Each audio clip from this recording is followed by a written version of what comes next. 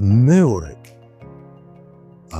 და ძალიან მნიშვნელოვანი, არასოდეს არ დააკოპიროთ, ანუ ასე ვთქვათ, ბევრი გვირჩევს, რომ ავიღეკლოთ ხოლმე მეორე მხარის მოქმედებები თუ სიტყვები თუ ასე განწყობები და სხვადასხვა ტიპის მანიპულაციები გავაკოპიროთ მეორე მხარის მიერ შესრულებული მოქმედება. კატეგორიულად მიუღებელია ჩემი აზრით ესეთი რამე, იმიტომ რომ ჯერ ერთი ეს არის ასე ვთქვათ, ბრომოჭმული და გაცვეთილი მანიპულაციის ტიპი.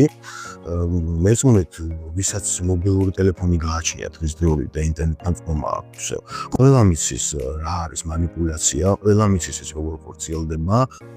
ძალიან ბევრმა ადამიანმა უკვე წაიკითხა ეს ძალაუფლების 48 კანონი და ყველა ხვდება ამ მანიპულაციურ ხრიკებს და მეთოდებს, ასე რომ მიუღებელია ესეთი მოლაპარაკებებში. მერესმუნეთ, აქ ცუდსა და კარგზე კი არ ვსაუბრობ. ეს განაცვლიდი ან კარგია, ან რაღაც არაეთიკურია. არა, უბრალოდ არ გარისკოთ, მეგიჩნევთ, იმიტომ რომ 99% შემთხვევაში ეს გამოიწვევს თქვენთვის არასასურველ უარყოფით შედეგს.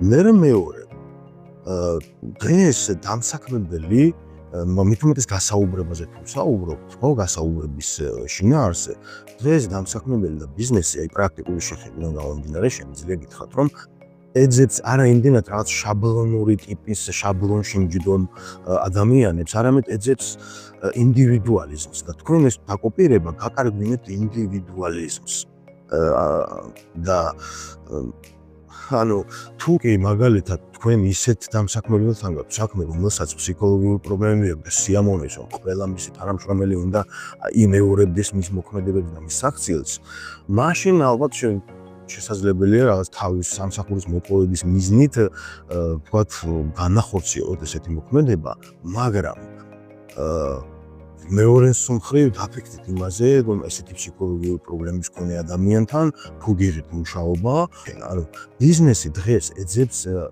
ინდივიდუალიზმს და თქვენს პირად პოტენციალს უფრო აფასებს.